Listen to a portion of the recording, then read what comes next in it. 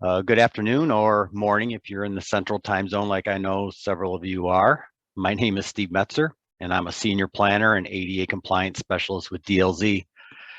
I've been working on a variety of ADA compliance projects over the past decade or so. Many of the people on this call right now are clients of mine, and I hope you enjoy this as much as anyone else. And apparently over that time have become an expert, at least in the opinion of some people.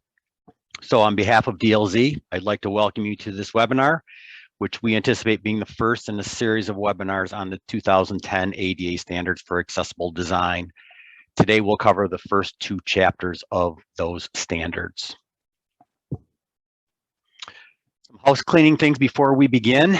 For those of you using a computer, you'll see at the bottom of your window a couple of important icons. First is the closed captioning button, which will display my spoken words into visual text if you need that accommodation or happen to be in a loud location and need to be able to read what I'm saying. You can turn that captioning on and off simply by clicking on the icon. The second is the Q&A icon. If you have a question you would like me to address at the end of this presentation, please type it in here. It will help me if you want me to refer back to a specific slide to give me the section number that your question pertains to. And while this webinar is scheduled for 1 hour, I will stay on past that time to respond to as many questions as I can, and as long as there are still participants online. If you're using a smartphone or a tablet of some kind, your controls may be different, but certainly those same buttons are somewhere on your device. Please don't use the chat or raise hand options, as those will not be monitored today given the large number of attendees. Also, this webinar is being recorded and the video will be provided after it is processed. We'll also provide a PDF of the presentation slides after the webinar, so please don't feel the need to screenshot anything or anything like that. So sit back and here we go. As noted in the promotional information, today's webinar will review the most relevant parts of the first two chapters of the 2010 ADA standards, which include the application and scoping provisions. In some cases, I will point out changes in the new standards from the 1991 ADA Accessibility Guideline or ADAG guidelines. There are a couple of instances where I may also note the reasoning behind some of the changes, which are described in the 2010 ADA standards guidance document shown here on the slide, but suggest that if you're interested in that, download it and review it. While I am focusing only on the first two chapters today, I may mention some key aspects of the technical provisions from chapters 3 through 10 as part of some of the presented information if I think it will help illustrate the scoping. My focus today will be on Title II issues, which includes governmental and other public entities. I will not discuss much about Title III issues, which includes most private businesses, provisions specific to children, or requirements that apply only to residential facilities. There are several sections of the scoping that are not always easy to interpret, and I will try to point some of those provisions out that are contained in those first two chapters. Where that's the case, it typically will warrant consideration of you, similar to what I would do, reaching out to either the U.S. Department of Justice or the U.S. Access Board for technical assistance. And I provided on this slide the contact information for each entity, which can also be found on their respective websites that I will provide you at the end of today's webinar. I hope at the end of today, you will have a better understanding of when you should consider reaching out to that higher authority for their perspective and interpretation. Since we have a time restriction today for the presentation of 1 hour, I have to draw a line somewhere for some items, which may provide some limitations. First, nothing presented today should be considered legal advice. The information is my interpretation based on working with these standards, discussions with Access Board staff, and attendance at a number of presentations by the Access Board and others, including at the National ADA Symposium. Also, some discussion may resemble a particular situation that you have, but may differ. So please don't think that every topic or situation discussed directly applies to your situation, because it may not. Also, the provisions of Part 35.151 of the ADA statute that discuss structural impracticability and cost disproportionality are far too project specific to present. So we won't cover anything on that, but it can be very important. We have an audience from many different states, and the requirements in some states do vary, since some have modified the standards to be more specific to certain conditions. We will not discuss anything unique to any specific state requirement or code, like the plumbing code that is more stringent or differs from the ADA standards. And last, there are several sections that will not be discussed since they pertain to topics uncommon to most Title II entities or don't have any provisions in the scoping that apply. They simply refer you to the technical provisions that apply. So why is this a good time for this webinar? Well, besides the fact that most of us have watched more presentations on our computers in the last 12 months than the rest of our careers, why stop now? There is a renewed national interest in both civil rights issues and utilizing the principles of universal design. It is anticipated that the new presidential administration will relax restrictions on regulations, which could open the door for adoption and updates to a number of ADA standards and guidance that have been on hold for many years, including the Pro-WAG right-of-way guidelines, regulations for websites, and others. Also, a number of federal agencies, including FHWA and the Federal Aviation Administration, have been communicating with their funding subrecipients and requiring compliance with both ADA and the Title VI provisions of the Civil Rights Act to continue to remain eligible for funding. Some state DOTs have included rigid milestones and schedules for compliance in letters sent to their subrecipients, where others have communicated these requirements and hoped for compliance without having to set specific dates. And unfortunately, there are still many instances of new construction and alterations that end up not meeting the standards because someone doesn't understand what is required and when. The 2010 standards are dated September 15th, 2010 and apply to most projects that started construction on or after March 15th of 2012. There were some provisions that did get a short extension for compliance, specifically pools, but those have all now passed. For buildings constructed prior to that date, you may have the option to apply either the 1991 ADAG to a facility if you prefer, but there really are very few advantages to doing so. The 2010 standards provide the highest level of accessibility to your programs, which really should be your goal. DLZ typically reviews facilities for compliance with the 2010 standards rather than ADAG for this reason, but we do note where ADAG may apply and be an advantage to utilizing that. The 2010 standards include some provisions that are very useful that were not in ADAG, including new provisions not addressed in previous guidelines and changes to some of the technical and scoping provisions that provide more flexibility. It is also important to note that the ADA standards apply to only fixed or built-in items. I've heard it described that if you turn a building or a site upside down, the standards don't apply to anything that falls off. While that's really a pretty broad generalization, that may not always be correct, and I'll try to point out some of those today and in future webinars. Okay, so here we are now at Chapter 1, which includes only 6 sections. Most of Chapter 1 includes references to the other standards that apply in Part 105, as well as the definitions in 106. Chapter 2 includes 43 different sections, many of which have multiple subparts, exceptions, and advisory information. The advisory notes are shown in blue, so they stand out, and can help in many cases with interpretation of the preceding guidance or provide examples that may apply to that guidance. Rarely is there anything in the advisory language that is regulatory.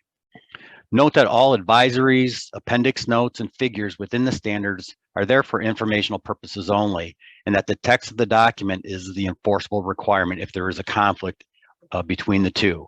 I'm not currently aware of any of those instances, but that's clearly stated in the guidance. So the first section in Chapter 1 worth presenting on is 103, and it's a very important topic, particularly for alterations. It includes provisions for equivalent facilitation, which allows you flexibility to provide access without having to try and blindly adhere to the standards.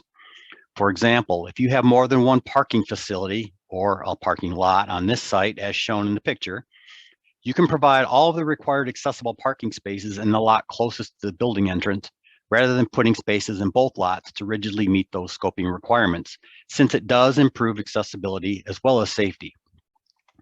Something that is currently being debated as being equivalent is the new Dynamic International Symbol of Accessibility, or ISA, that shows a more active disabled wheelchair user rather than the standard ISA that is more of a stick figure. Some argue that the dynamic ISA is equivalent facilitation, where others state that it can be confusing since it is not a standard, which is a worldwide standard. This is likely to be addressed in a future update to the ADA standards, and we encourage clients to use the standard ISA where it is required until it is changed.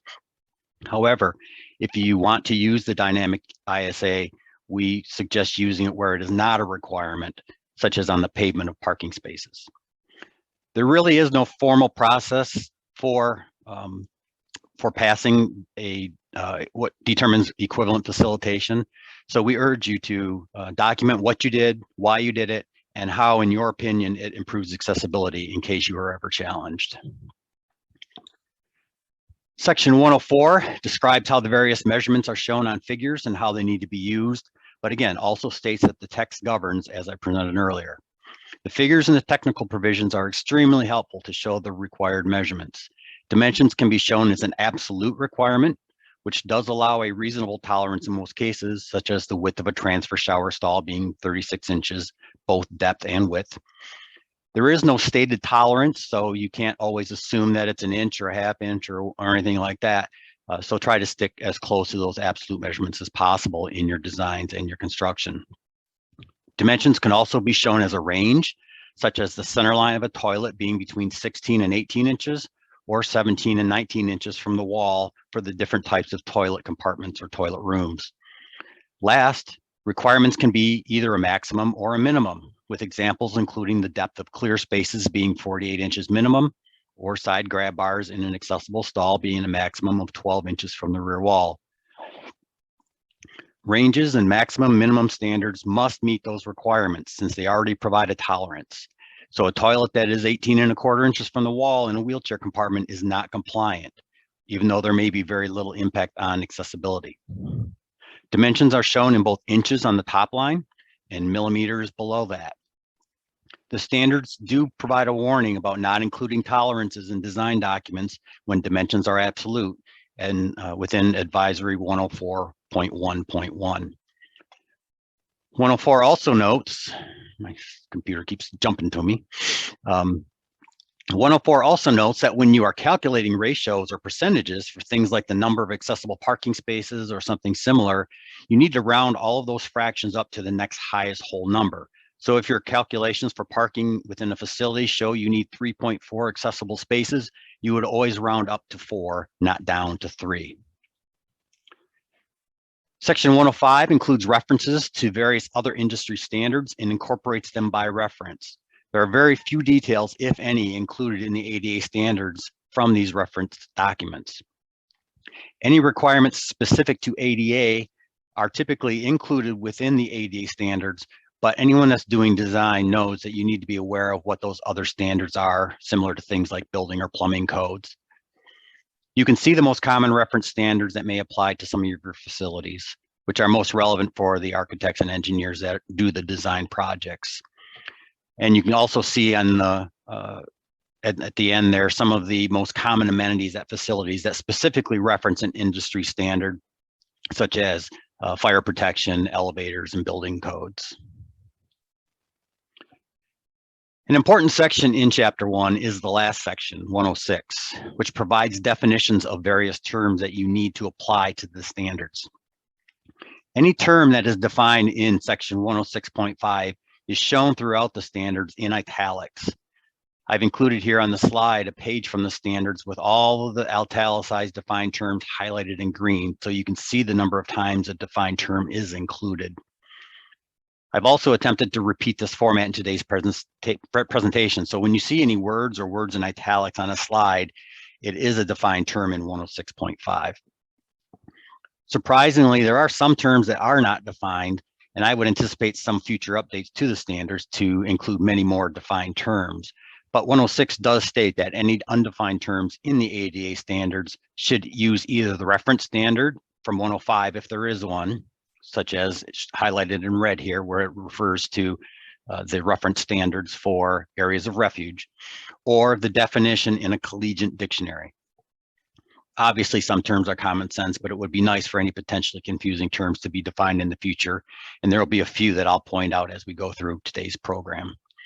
So that's it for Chapter 1. A reminder that if you have any questions, please use the Q&A button at the bottom of your screen and type your question there, and I'll attempt to answer all those at the end of today's webinar. Now on to Chapter 2. Section 201 of Chapter 2 is pretty basic. It includes provisions for all new buildings and additions. All areas of new construction must apply unless they are exempt or comply unless they are exempt. And you can see on the slide some of the exemptions that are permitted for new constructions and alterations. Note that accessibility requirements apply not only to permanent, but also temporary buildings and facilities, including things like street fairs or other type of temporary events. And there are presentations that are on the website that I'll reference at the end, specifically on temporary events. Probably more important to most of you is Section 202, which applies to existing facilities. There are provisions throughout many of the scoping and technical sections of what applies to alterations to these existing facilities. In some cases, there are exceptions that apply to alterations, and 202 does include guidance to determine if compliance is technically infeasible for various reasons. You can see here in the example, non-compliant restroom highlighted in yellow on the slide. It's bordered by an elevator shaft, a stairway, and hallways, which you cannot alter without other significant impacts and/or costs. If you determine accessibility is technically infeasible, I would urge you to clearly document the reasoning and the justification. Note that if you have something that is technically infeasible, the advisory in 202.3 clearly states that you must still provide accessibility to the maximum extent feasible. So in this restroom example, accessibility for wheelchairs may be technically infeasible due to the space limitations, but you can still improve items like signage for persons with vision impairments and door hardware and faucet hardware within that would help persons with upper body mobility issues affecting the use of their hands. Note also that technical infeasibility gets more and more difficult to use as a defense for not making an accessibility improvement when you start making more excessive and extensive alterations. If you're gutting an entire area or building level, for example, it's going to be very difficult to prove technical infeasibility as opposed to an alteration with a much smaller area. 202.4 requires that when a primary function area is altered, you must also typically improve the path of travel to the primary function area and the restrooms, telephones, and drinking fountains that service the primary function area to the extent feasible. And there's that term, to the extent feasible again. Interesting that they include telephones still, and that very well may be removed, but there are still some public phones out there. In the example shown on the slide of a building level of a city hall, there are actually 3 different primary function areas, all highlighted in green: the city commission chambers and the office lobbies for the mayor and the city manager. If you were to go in and alter any one of these primary function areas, the path of travel from the building entry level, highlighted in red, the restrooms, highlighted in yellow, and any telephones or drinking fountains, which are noted as DF next to the restrooms, would also need to be improved up to 20% of the cost of the alterations to the primary function area. In this case, there are no telephones, and the same restrooms and drinking fountains serve all 3 of these primary function areas. So there is a lot of good bang for the buck if you were to go in and make an alteration. And this may be an example of when you would make more substantial alterations to a floor than you would just one of the offices. And as we talked about in the previous slide, even if your cost exceeds 20% for the cost of the primary function area, you still need to look at maximizing your accessibility with that 20% and not just say it costs too much and we're not going to do anything other than the alteration to that primary function area. Primary function area is a term you would think would be defined in Chapter 1, but it isn't. Rather, there is a description in the advisory for 202 with some examples. And I've included some of the examples in the advisory on this slide. For most of you, that would include all public spaces in a municipal building, but there are also some of the Title III locations that are common, as well as classrooms in a school, which could be either a private school, Title III, or a public school or university, which is Title II. They also show areas not considered primary function areas, and some of those listed spaces are exempt, whereas others are not exempt, but are discussed later in this webinar. Section 203 includes a number of specific sites, buildings, facilities, and elements that are exempt. I've included a list of some that would be most common for some of you, but there are others, so refer to that within your copy of the standards. And please note that even with exceptions and exemptions, there are other requirements that may apply to some of these exempt areas. Examples would include Title I reasonable accommodations for employees as applicable and stated under the subheadings. One important area of facilities that is often overlooked and incorrectly assumed to not need to be accessible since they are not public are some areas open only to employees. Both sections 203.9 and 206.2.8 include provisions for employee work areas. While most employee work areas are exempt from Title II standards, there are requirements for compliance of both common use circulation paths, as well as building emergency egress and visual fire alarms within those employee work areas. The most important being the ability of all employees to be able to approach, enter, and exit their work area. There are some exceptions in 206 for work areas that are under 1,000 square feet in area, and I'll cover those in a minute when I get to that section. So when considering accessibility needs for a facility, you can really look at a building as being comprised of different zones, if you will. On this slide, the figure shows areas open to the public in green and employee common use areas in orange, which include a kitchenette area and a couple of conference rooms. Both the green and orange zones are required to fully meet accessible standards, and as part of your self-evaluation, if you're performing one, should be part of that process.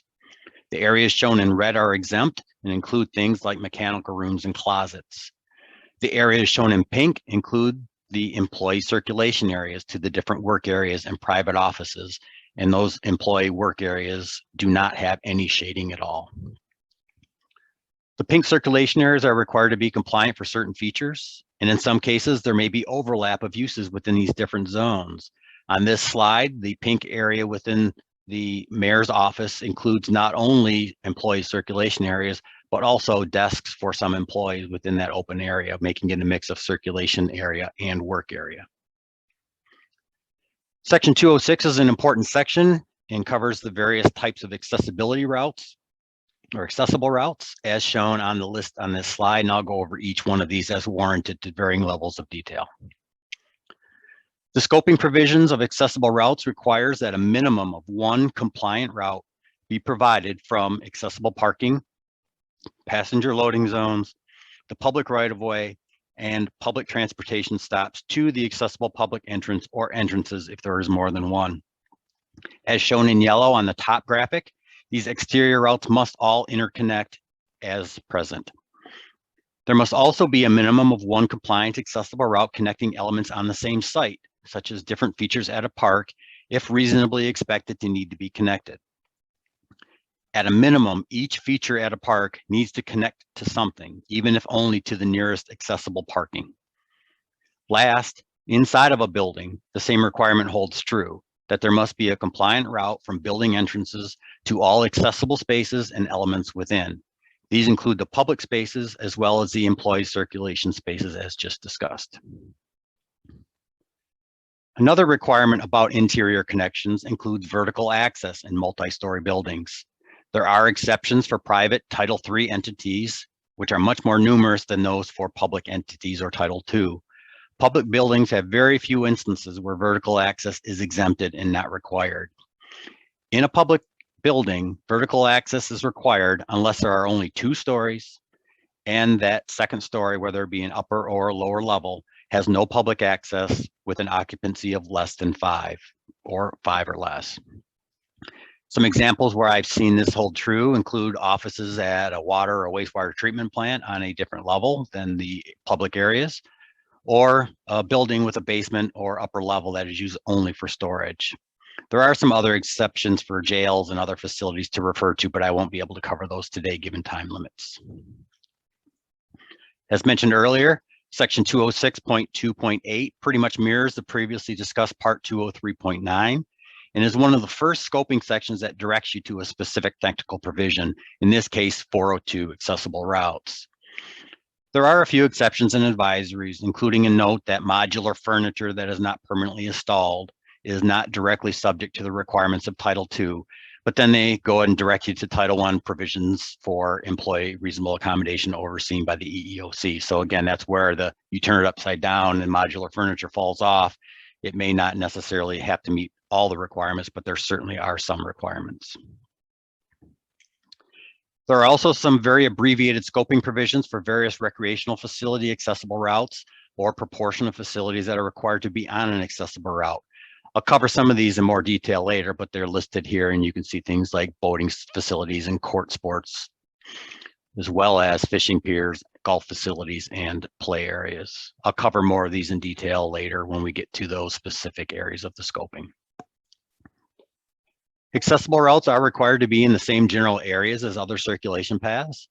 In the example shown on this slide, you can see the location of both the stairs used by a majority of the people that would access this building, and the accessible ramp in proximity to the building entrance. Accessible routes cannot be isolated in another area on either the exterior or interior, and it's required that directional signage be provided to minimize backtracking and be prominently displayed to give that directional information. And I'll talk more about signage later.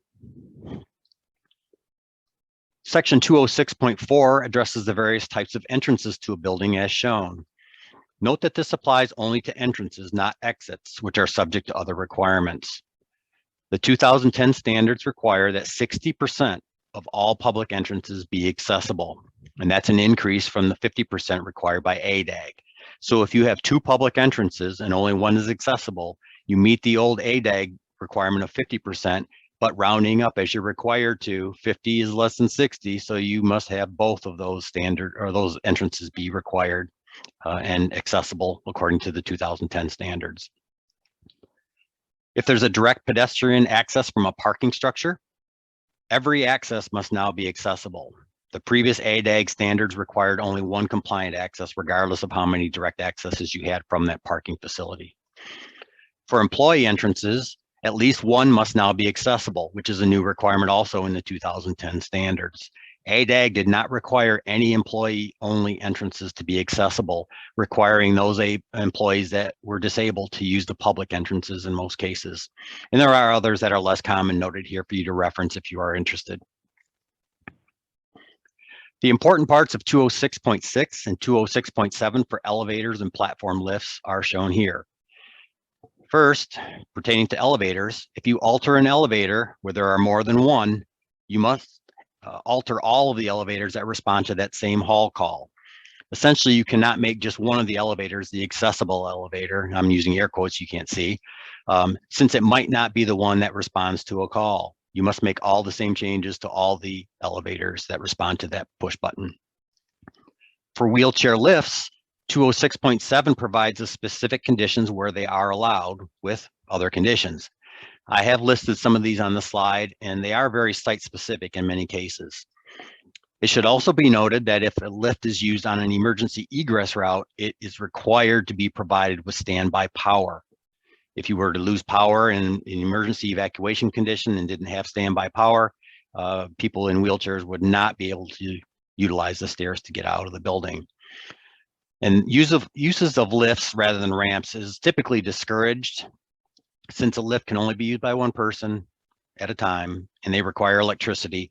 And it can really be a maintenance problem if you talk to maintenance personnel, particularly if they're exposed to the elements outdoors. Of all the scoping sections, parking is probably the one that most of you have used in the past, since Section 208 provides that table with the required number of accessible parking spaces for facilities that provide parking. Note that parking is not a requirement of ADA. You do not need to provide parking, but where it is provided, it must meet the requirements. There may be other codes that require parking, obviously. The standards are quite specific in noting that a parking facility can be a variety of things, including a parking lot, a floor of parking within or under a building, or a parking structure. And you can see here many of the italicized words for facility and site and building. Perhaps the most common error related to parking and scoping is in how different facilities are not considered separate when they should be, and I'll review that in just a minute here. Also note that Section 206 includes a number of exceptions for parking spaces used exclusively by buses, like you might find at a transit station, for trucks, such as what you might see at a rest stop or a rest area, delivery vehicles, law enforcement, or vehicle impound areas. Spaces in those facilities, if they're shared with other parts of the facility, are excluded from your total parking counts. Table 208.2 shown here includes the number of standard and van accessible parking spaces required for each parking facility. And it's based on the total number of parking spaces within each facility, less any that are exempt if there are some. Note that the 2010 standards increased the proportion of van accessible spaces required in each facility from 1 for every 8 to 1 for every 6. There will always, and I stress always, be at least one van accessible space within a parking facility, unless you move it for equal facilitation purposes, as I discussed earlier. One of the most common separations of parking facilities on a site would be if there's an area open to the public and a different area open only to employees. In those instances, each would be considered a separate facility if there is a logical separation point and have counts of total parking and number of required accessible spaces done for each.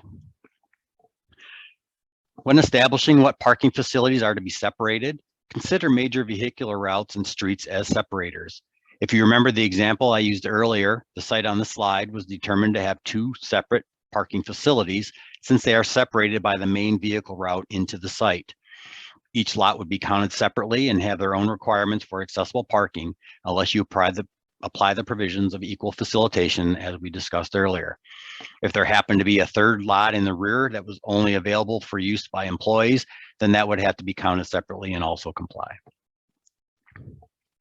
When determining where to place your accessible parking spaces in each facility, 208.3 requires that they be located closest to the shortest accessible route to the accessible entrances, as well as be dispersed to serve all accessible entrances. There are exceptions for parking structures, which allows all van spaces to be grouped on one level. And we again here see the provisions of equivalent facilitation that could be used to place all spaces at one entrance in some cases, or locate them a little further away if there are slope issues at the closest spaces, since that does improve accessibility. All right, so now that you're all up to speed on scoping of parking, time for a quiz. Now, before any of you end the webinar, because you didn't study, hold on. I'm just going to cover a good example of parking considerations at a larger municipal complex. And I know at least a few people on this call know what I'm going to be showing here very, very well, since that's where they are. This is a municipal complex, DLZ evaluated, that includes 5 different buildings. The public entrance locations for this site include either a P for public entrances or an E for employee entrances. So here we have the police station, which has an employee entrance at this location, a public entrance here. The city hall has 2 public entrances, one on either side. The Chamber of Commerce has 2 public entrances and a employee entrance in the rear. The Civic Center has a front as well as a side entrance and an employee entrance in the back. And the Community Center has a large public entrance at the front with 2 employee entrances at the rear. So we also see that we have the north boundary as well as the west boundary are public roads, public right-of-way, which clearly will separate some of those lots into different facilities. So assuming we have no equivalent facilitations, how many parking facilities do you count? And what vehicle routes would we seem to make sense to use as a divider to separate those out? And where should accessible spaces be placed or required for getting any equivalent facilitation? So as much as I'd like to allow everyone to stew over that and think about it, we don't have that much time. So I'm going to help you out. We really have 9 different, 8, but 9 total facilities. We have this facility, which serves the restricted entrance for the police. We have an impound lot that you wouldn't know was an impound lot if you didn't know it was an impound lot. We have this, number 2, is a public facility for the police station. Lot 3 is a private lot usable by primarily employees and employee vehicles at City Hall. 4 is the public parking lot for City Hall, but it's also used for other facilities. Lot 5 is really an overflow lot used during large public meetings for the Civic Center, as well as other events on this campus. Lot 6 is the restricted employee access for the west door to the community center. Lot 7 is the parking around the end of this cul-de-sac for the public utilizing the community center. And Lot 8 is a separate parking area for employees in the rear of the community center. So using what we know, we should have a set of accessible parking at the one restricted entrance here and the public entrance here. Similarly, for City Hall, since we have no restricted entrances, we have parking that would serve both, although you do have the ability to cluster them if they are equivalent facilitation, as discussed earlier. Within Lot 5, the parking for the community center is here. And while that is something that would have to cross a major vehicular route, this lot really only gets used primarily during the evenings when the Chamber of Commerce building is closed. So this works very, very well. And this really is the primary entrance that you would utilize. Also within Lot 5, we have parking for the Civic Center in this location shown here in the red circle. And that's used for access to the Civic Center. And there's actually a new ramp that this client constructed to get access to the Civic Center, since both the Civic Center and Community Center sit up well high above the parking lot levels. For Lot 7, we would use this for the parking for the public.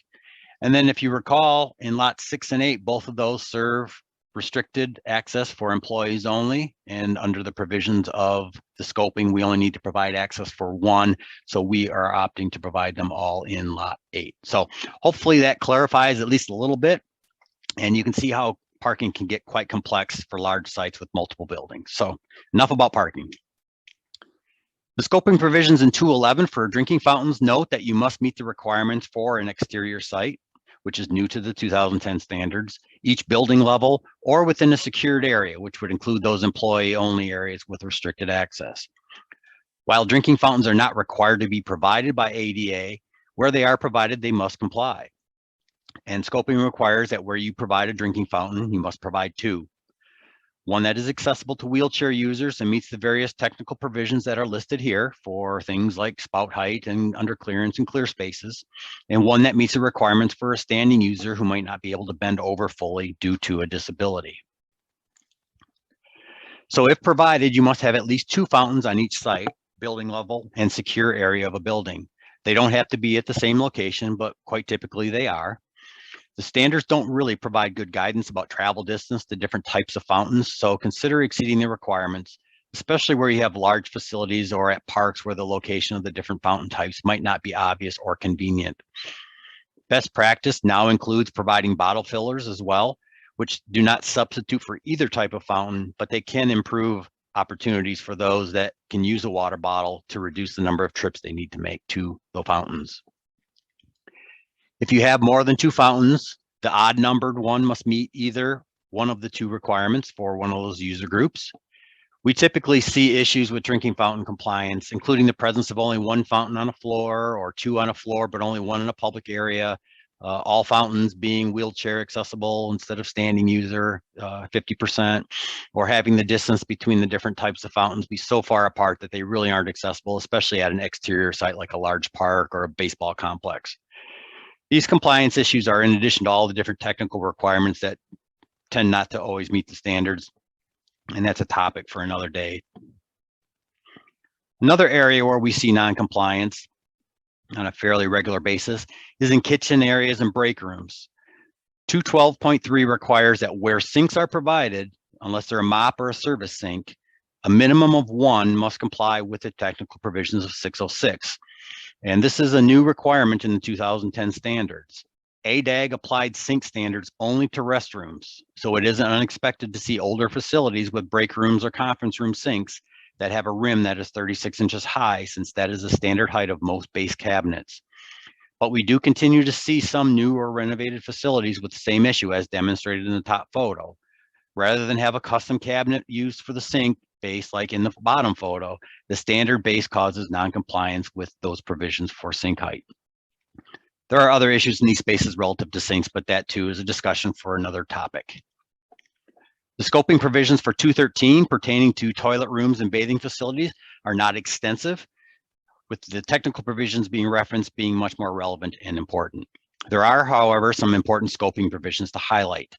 First are some of the exceptions to the requirements that I'll discuss in a minute, especially the technically infeasible provisions that we discussed earlier when altering a toilet room or a toilet room serving a primary function area that is altered. There are others, but they rarely apply, so look at those if you're interested. At least one toilet compartment, formerly called a toilet stall, must be accessible to a wheelchair and meet the various technical provisions. Where a restroom has a total of 6 or more toilets or combined toilets and urinals, you are also required to have one ambulatory accessible stall. And the addition of urinals to the fixture count is new for the 2010 standards. 213.3.3 notes that where there is more than one urinal, at least one must be accessible. Where there is only one, the 2010 standards do not require it to be compliant, whereas ADAG required a minimum of one to comply regardless of the number within each space. 213.2 also requires for compliance for items like sinks, mirrors, coat hooks, shelves, and other amenities where they are provided. Regarding bathing facilities, the most common at municipal facilities are showers at community pools or community centers, fire stations, and police locker rooms. ADA standards require that where provided, a minimum of one must be compliant in each space. Many people, designers included, are under the false assumption that accessible facilities for firefighters or police officers are not required, and that is not the case. There is currently no exception for any type of employee facility that is common use, so ensure that any new construction or alterations of public facilities that include showers provide the required number of compliant showers in all locations. The technical provisions that apply within toilet rooms and bathing facilities are also, again, very extensive and will clearly be the subject of a future webinar. Signs must be one of the most confusing parts of the standard since they are so often done incorrectly. There are a variety of sign types and technical requirements for each, so that probably shouldn't be too surprising. Signs at permanent spaces like offices and other rooms are required to have both visual and tactile features, with the tactile features including both raised letters and braille that meet very stringent technical provisions. Other signs are required to be only visual. Many make sense, like parking signs or directional and informational signs. It makes no sense to require tactile features on a parking sign, for example, or a directional sign that is 8 feet high. Requirements for signs at exterior permanent spaces is new in the 2010 standards, unfortunately are fairly rare, but they do exist. The scoping provisions of 216 directs users to those technical provisions of 703 in all cases, and we'll again discuss signs at a future webinar because it is such an important topic. Probably one of the most common signs missing at many facilities are tactile signs at building exits, which are required by 216.4.1. Most exit doors include the visual illuminated exit sign that we all know and are familiar with, but there is no sign with raised letters and braille to allow people with low vision to find exits, as you can see here on the top right photograph. This slide shows other examples and subsections of 216 for different visual signage that provides either directional information for the location of compliant facilities or information such as the availability of an assistive listening system in an assembly area. And on the topic of assistive listening systems, the next section 219 provides scoping provisions for these. An assistive listening system is an amplification system that utilizes transmitters and receivers called assistive listening devices to amplify the sound in an assembly area. You can see on the photo here, this gentleman using a small device, looks like an old Walkman with headphones. He can control the volume and be able to understand what is occurring within the space with the audio amplification. There are a variety of areas defined as assembly areas in 106, and I've bolded some of those that are most common in governmental facilities. There are a number of others, and the list in both 106 and this slide are not all inclusive. An assistive listening system is required in every courtroom without exception, as well as in other assembly areas where with audio amplification, where audible communication is integral to the use of the space. There is no concrete determination of what constitutes integral to the use of the space, so use your common sense. Some assembly areas without audio amplification meet this requirement better than some with it, like ball diamond grandstands, for example. They often have speakers to announce player names and such, but watching the game is what is really vital, but technically require, in many cases, an assistive listening system and devices. Table 219.3 provides the details about the number and types of receivers required based on capacity of the area, and that capacity is measured by either the posted capacity of the room by the fire marshal or the seating that is provided. If there isn't fixed seating, this can sometimes be difficult, but do the best that you can and be reasonable and justify what you did. In addition to assistive listening systems, assembly area is also required by 221 to provide wheelchair spaces, companion seats, and designated aisle seatings, and also provides guidance for lawn seating. The number of wheelchair spaces required is again determined by the seating capacity, similar to the previous thing for assistive listening devices. Wheelchair spaces are required in each assembly area, like a luxury box or a private box. So if you own a baseball stadium or something similar to that, you cannot simply designate these two suites as the accessible suites. Every one of those locations and spaces must comply. The 2010 standards also added a requirement to provide a minimum of one wheelchair space in each team or player seating area, such as baseball and softball dugouts or bench areas. There are requirements for the location, dispersal, and quality of the wheelchair spaces, and that they provide lines of sight and viewing angle substantially equal to that of other spectators.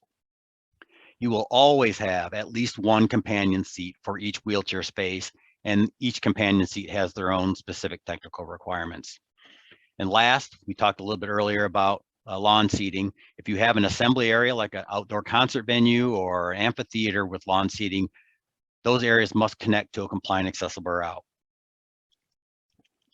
Dressing, fitting, and locker rooms are fairly common in certain municipal facilities, including those listed on the slide here. These types of spaces often coincide with bathing facilities, but there are instances where they are separate. If someone would be expected to change their clothing or a uniform in some space, it would likely be considered to need to meet the requirements of 222 and the corresponding technical requirements. 222 requires 5% with a minimum of one of each type be compliant and includes exceptions that allows minor deviations in some alterations. Note that if you provide lockers simply as a courtesy for employees or someone to lock up their belongings, the space may not qualify as a dressing room or locker room and have different requirements. The scoping for 226 states that where dining services are provided for the consumption of food and drink, at least 5% of the seating and standing spaces must comply. Obviously, this applies to more Title III entities like restaurants, but for Title II entities, it also includes dining surfaces in employee break rooms and similar types of spaces. Where work surfaces are provided for non-employees, at least 5% of those must also comply. Examples of work surfaces could include a table where an applicant would fill out a job application or something similar. While the work surface requirements do not apply to employees, the advisory in this section includes additional guidance to provide compliant surfaces as a reasonable accommodation for employees as needed. Both dining and work surfaces are required to be dispersed as applicable within each facility or space, but they are commonly isolated because they are typically within their own unique space. A fairly common issue relates to sales and service counters covered in 227. Note that 226 excludes sales and service counters from the requirements of working surfaces, but they do have their own requirements.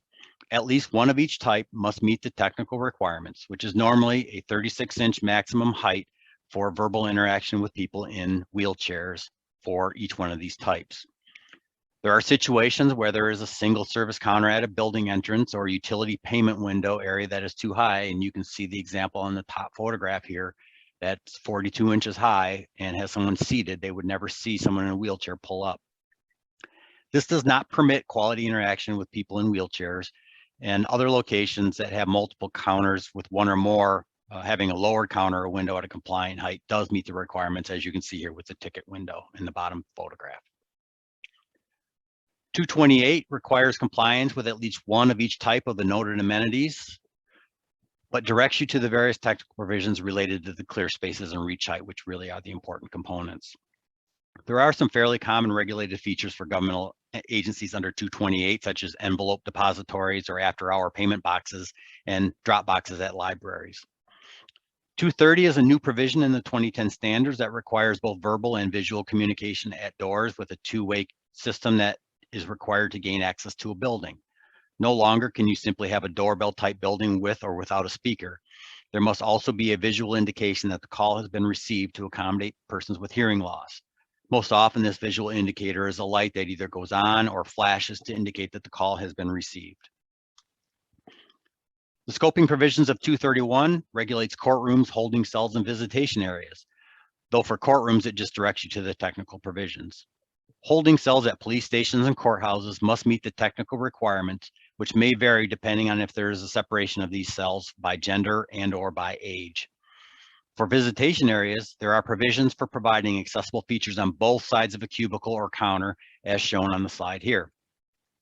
This would allow for disabled inmates and visitors to both have access, and the scoping provisions in the 2010 standards are new, even though there were some technical provisions that previously applied to these spaces. 232 applies many of these same requirements to jails and other correctional facility visitation areas, along with other scoping provisions regarding accessible cells and medical care and other things that are too numerous to cover today. All the sections from 234 and beyond provide scoping for a variety of recreational facilities, and all are new to the 2010 standards. I will only cover some of the most common today, and many simply reference the need to meet the technical requirements, so I won't elaborate on those.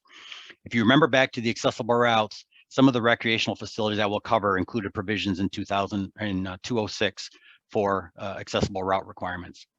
Starting with 235, which includes requirements for boating facilities, including both boat slips and boarding piers at boat launch ramps. And 237 highlights fishing piers and platforms, but simply refers you to the technical requirements. There are some public entities out there that have water bodies within their parks or within their corporate municipal limits and provide these facilities for users. The scoping for 236 simply notes that one of each type of exercise equipment must comply, with a good explanation of how to apply this being provided within the advisory.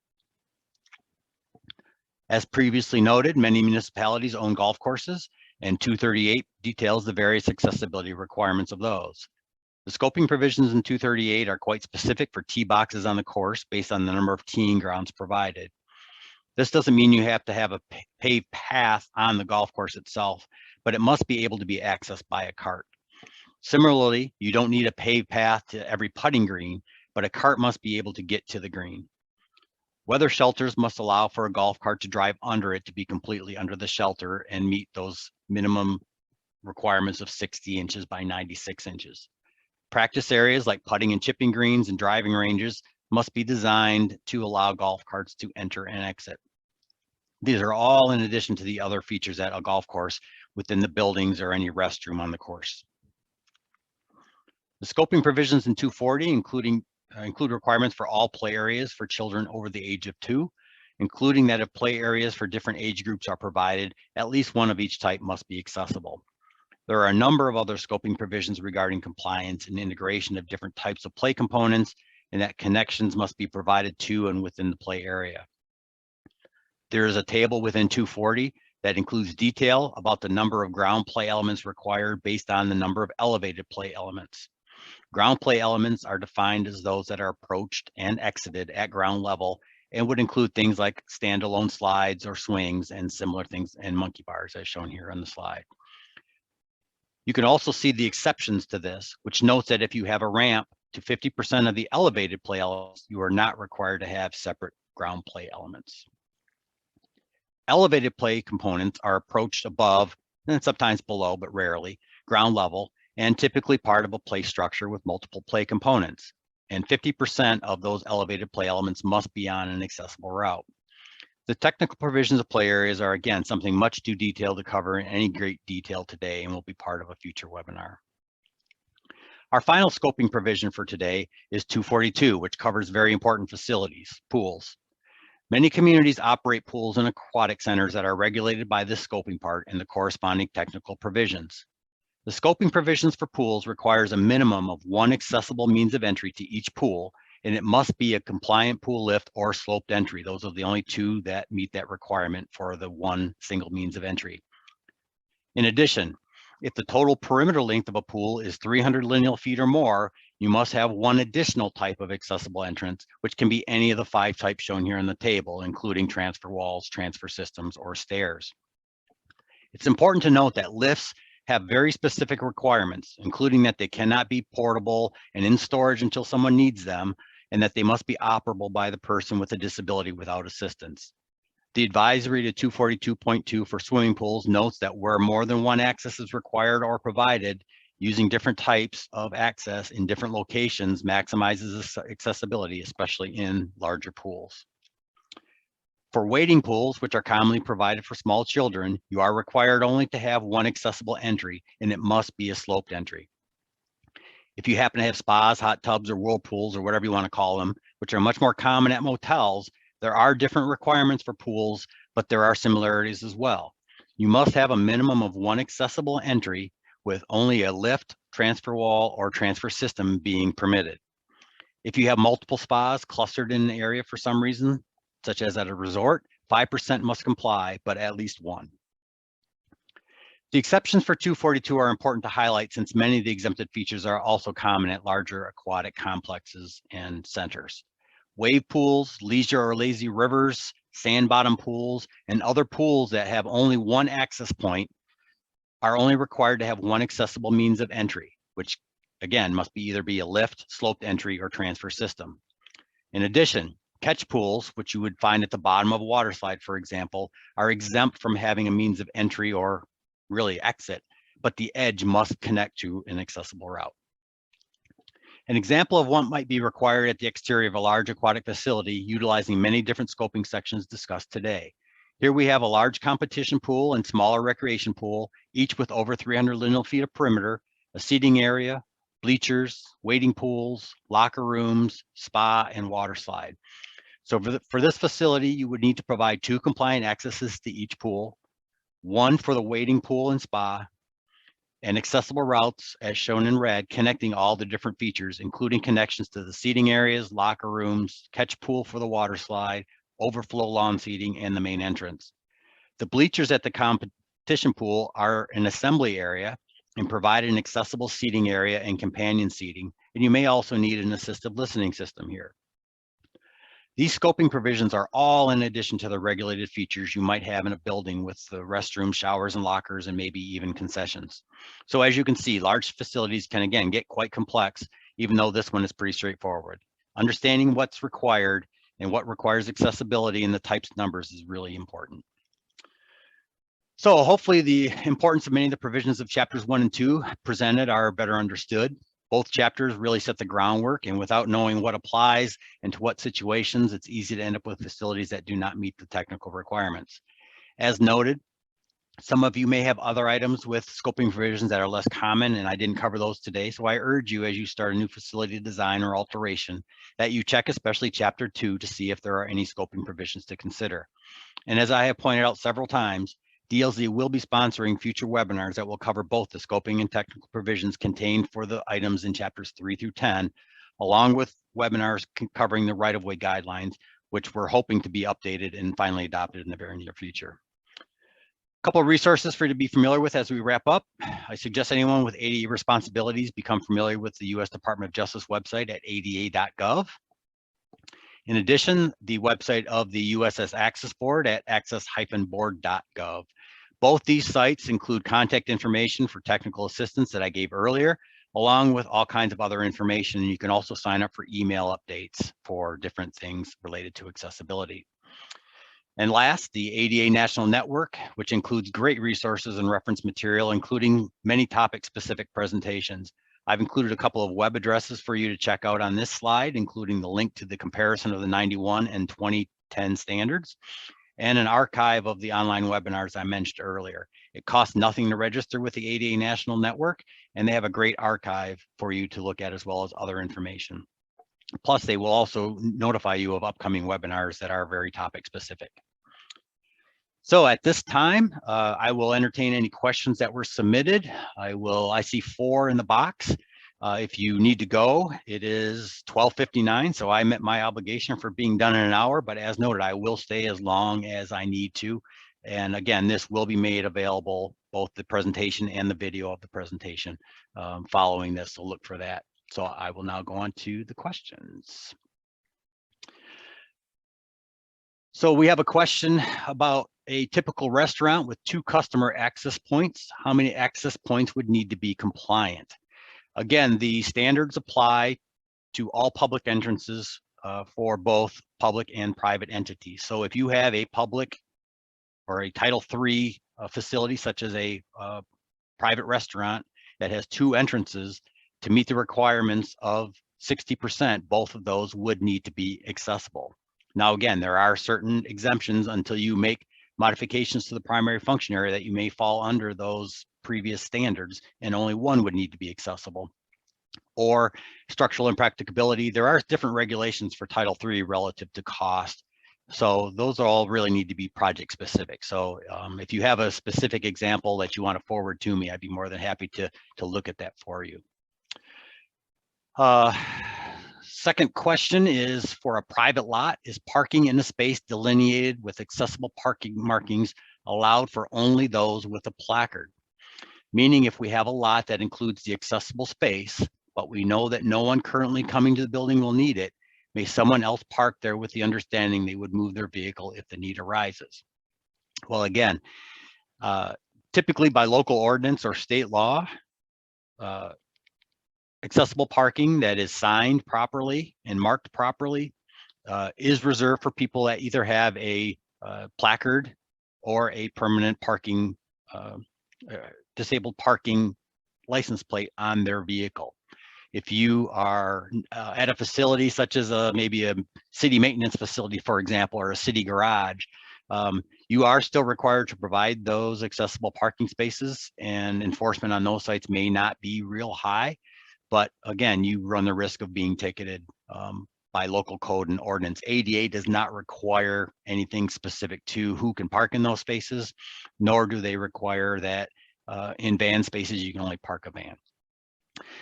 We also have a question here regarding county transition plans. How do I determine which facilities are our responsibility and which are the township's responsibilities? Well, for those of you who have worked with me on any of our transition plans or with other DLZ staff, hopefully you understand the importance that we place on scoping of your project, not the scoping provisions, but what projects or what facilities do you own? Which facilities do you have programs? Which facilities do you own and lease? I mean, there's a lot of different things that come into play. As a general broad statement, if you own the building, you have at least a partial obligation for accessibility. If you own a building and lease it to the city parks department, if you're a county, for example, you obviously would have a shared responsibility there. And we always recommend in our policy reviews as part of our transition plans for clients that you clearly delineate within your contracts and have your legal look at it and develop the language to determine who is responsible. Clearly, if you own a building and you lease it to a telemarketer versus you lease it to a different Title II public parks department, the accessibility needs for the programs within that building are very, very different, and you may not be able to control that. So identifying that you own the building may be one thing that would identify it as your responsibility. The second item for many counties and many states, and it does differ state to state again, so I'm making a little generalization, but if you have a program within a building that you do not own, the areas within that facility that your program runs, as well as the accessible entrance, parking, and the route to that area, essentially a primary function area, the most common being voting.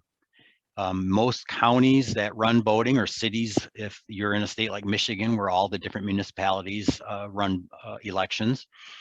If you're a county that has elections and you have an election with a polling place within a school or a church or something like that, you do not own that facility. However, you are still responsible for your program access.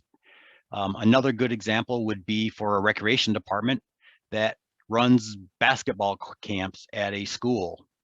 Again, the city parks department does not own that school. They may be leasing it, they may be using it through some other type of agreement, but that is the city's program within a school district's building. So again, you must provide access to your facilities as well as those that you have programs in. And if there's a delineation there that you own the building but don't have any programs within, again, that was kind of that first part that I talked about. And then the last question I see here is, given that dimensional tolerances are not spelled out, what is a reasonable tolerance we can use? For example, if a service counter is built at a height of 36 and 1/2 inches versus required height of 36, that's a 1.4% discrepancy. Can that be argued as an accessible tolerance?